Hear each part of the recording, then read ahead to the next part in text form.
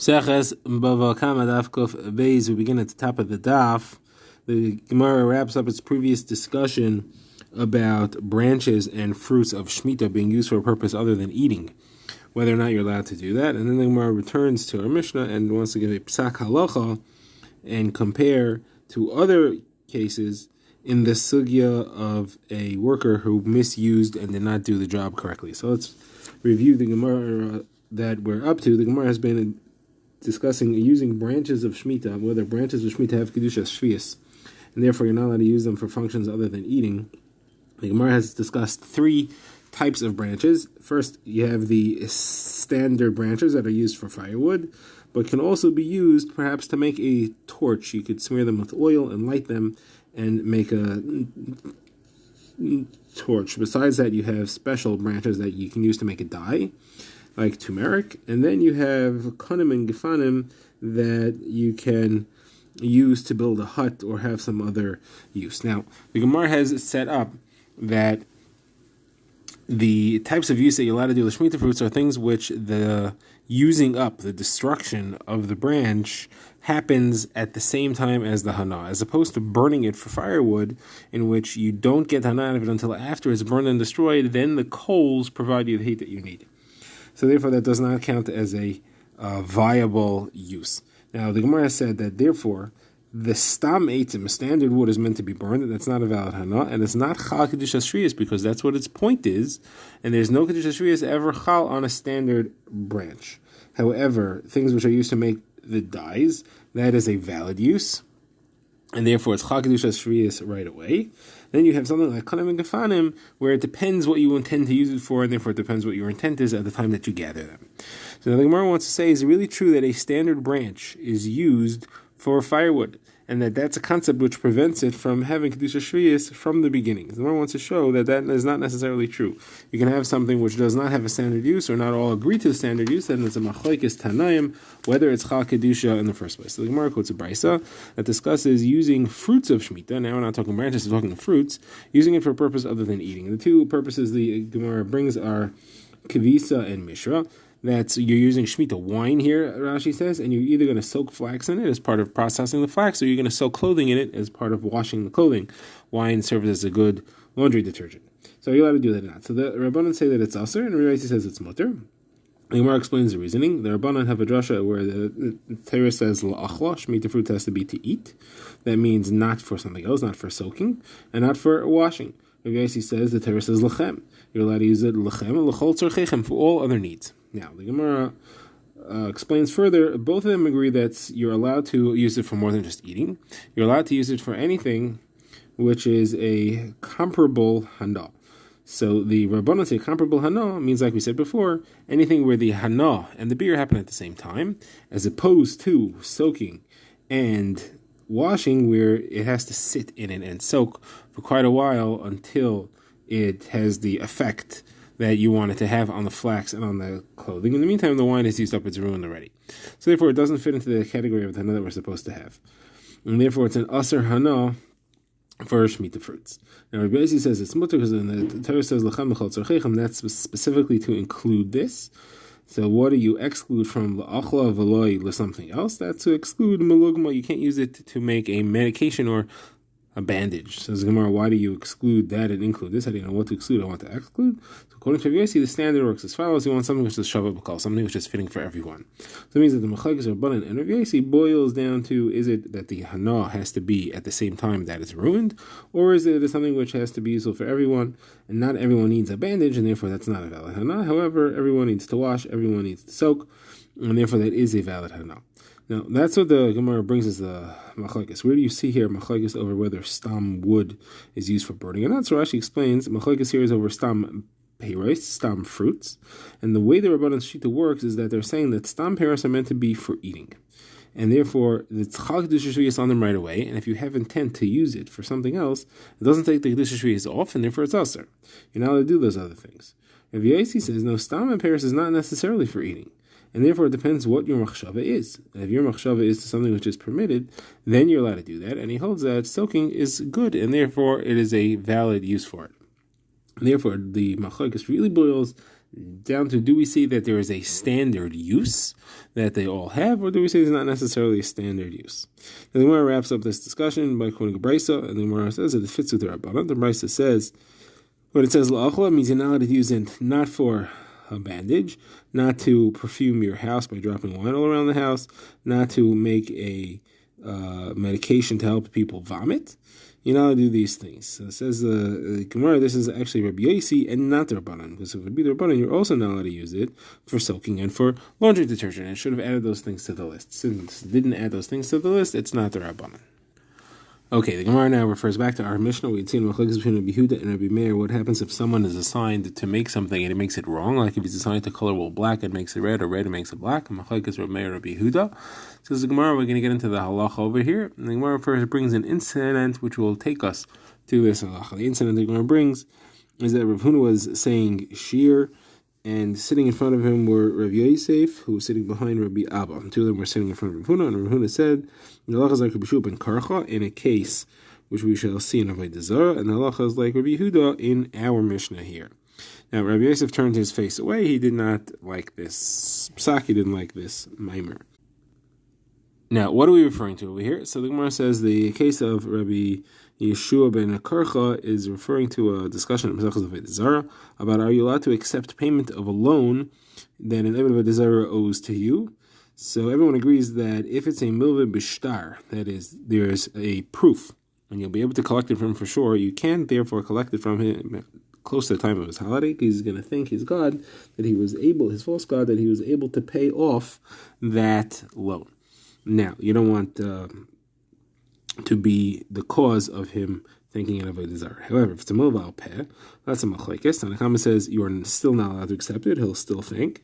Rabbi Shua ben Karcha says here you're allowed to, because otherwise you're never going to collect it from him, and therefore you're just like saving money from his hands. The money is considered to be lost, and therefore you're allowed to take it from him. Now, says the Gemara, there's a chiddush that we pass on like Rabbi Shua ben Karcha, because I would not have thought you did. I would have thought Yachid Ram Halacha Karabim, and therefore Rabbi Shua ben Karcha, who's the Yachid, is not the Halacha, and therefore Rav Huna had to say that Halacha is like Rabbi Shua ben Karcha in this situation. Now, the case of Rabbi Yehuda is our Mishnah. The Gemara therefore asks, what's the chiddush? The Mishnah here is a machlokes, like we said, Rav Meir and Rabbi Yehuda. Rav Meir says if he did it wrong, he just needs to pay for the wool, because he's cleaning the wool by doing it wrong, and he keeps the wool, and he just needs to pay for it. And Yehuda said he has to return the wool, and the amount that he gets paid is less of the two, the lesser of the two, between the improvements that he made and the expenses that he incurred. He messed it up, he wasn't cleaning it, and therefore he gets the lesser of the two, and he doesn't get to keep the wool. Now, says the Gemara that Rav Huna here said upside that the halacha is like Rav Yehuda. So the Gemara asks, what's the chiddush? This Gemara is in Maseches Bava Kamma. In Maseches Bava Metzia, we have a Gemara that clearly says like Rav Yehuda, and that's what's called machlekes v'achar kach stam. Here, Bava Kamma is brought as a machlekes, and Bava Metzia, which comes later, it's brought a stam mishnah, one opinion without anyone arguing. Halacha always is, if you have a mishnah brought as a machlekes, in the same case, you have just bringing a stam, the halacha is like the stam there. Now, where do you see the halacha that brought as a stam? So the Gemara quotes some Mishnah in Bava Metzia. It says anyone who changes from what the deal is, his hand is on the bottom, meaning he has to accept the lesser of the two, as to whether you want to go with the payment of the expenses or of the actual value. So the Gemara says, and that's why Rabbi Yosef turned his face away. He didn't feel like there was a chiddush here. So the Gemara says, what's part of Huna that he wanted to say? So the Gemara says, you only say the concept of machlekes v'achar stam. You do not say it in a situation like this, where it could be that the Mishnayos are out of order. You don't have a specific order, and if you don't know, maybe it's a stam achach machlekes, in which case you don't have a psak. So Rav Yosef says, if that's true, then you'll never have a situation of machlekes v'achar stam, because you could always say it's out of order. So the answer is no. You could say it's out of order when you have two different mesachtas. You can't say it's out of order within one mesachta. So within one mesachta you have machlekes v'achar stam. Here you have two different mesachtas. Rabbi Yosef held, no, it's all one mesachta. Bava Metzia, Bava Kamma are the same mesachta. Matter of fact, Halacha Zikin, the Gemara says, is one mesachta, and therefore it has to be in the right order. Another pshat the Gemara says is Rabbi Yosef didn't feel like you could say that is because this was listed amongst the hilchas of psikta, accepted halachas, and therefore the halacha is for sure going to be like it, and there's no way out of that. The Gemara now brings another case, and the Gemara wants to compare it to the machlekes Rabbi Meir and Rabbi Yehuda. cases where somebody sent a messenger to go buy grain and the two of them were going to sell it and split the profits. But he gave him the money to go buy wheat and he bought barley, or he sent him to go buy barley and he bought wheat. So what happens if the grain that he bought ended up making money or losing money? So one brisa says that the gain or the loss goes to the shliach. Since he bought the wrong thing, it's now his responsibility, and whether it gains or it loses, it's his. The other brisa says if it loses, it's his responsibility. However, if it gains, then they will split the gain just like they'd originally made up. So contradiction between the brises. Somewhere says one's Rabbi Meir, one's Rabbi Yehuda. Rabbi Meir says if you do something wrong in the instructions, you did a shinu, you're kain it yourself, and therefore he says the shliach is kain it. Whether it goes up or down, it's his responsibility. Rabbi Yehuda says no, he's not kain it with a shinu, just like he says here in our case, you're not kain it with a shinu. However, he can't lose. Since he messed up the instructions, he could say, I didn't send you to mess me up, and you went and you bought the wrong thing. So if there's a loss, the shliach has to take the loss himself. However, if there's a gain, then they can both split it. That's how the Gemara wants to set up the two brises. Says the Gemara, not necessarily. Rabbi Elazar asked, how do you know that Rabbi Meir would say here that you're kained as well? Maybe Rabbi Meir only said you're kained in the case where you were supposed to use something. He sent you to make something that you were going to use, and you did it wrong. So now it's not useful in the way that you intended to use it, so it's a shinoi, and he's kained it. However, here in this case, you're just planning on selling it. Either way, it was an investment in merchandise that you're planning to sell. So what's the difference which merchandise it was? Either way, you're going to sell it. If he sold something, if he bought something and you can make money off it, you make money off it. You don't care what it is. And therefore, it should not be considered to be a shinoi. Who says Rabbi Meir would say it's a shinoi? So therefore, Rabbi Elazar wanted to say a different shot on what this machlekes is. He wanted to say that both Rabbi Meir, and in the case where it is meant to be eaten yourself, there is a shinoi. If the person sent him to buy it, he was wanting to eat it himself, he bought the wrong thing, he's kained it, and therefore it's a shinoi, and the shliach is fully responsible for it. If, however, it was supposed to be sold, then it is a valid sale. You don't care about what it is as long as it makes money, and therefore it'll be, again, he will take the loss, but you'll split it if there is a gain. The Gemara has a kasha on the first pshat, the first explanation, which was said by Rabbi Yechanan, that it's a machlekes Rabbi Meir and Rabbi Yehuda. One brisa is Rabbi Meir, one brisa is Rabbi Yehuda. Somewhere says in the Western Eretz Yisrael, they laughed at the second brisa according to Rabbi Yechanan's explanation that it's Rabbi Yehuda. And the kasha that they were asking was that how is the person who sent it, how is he kained it at all?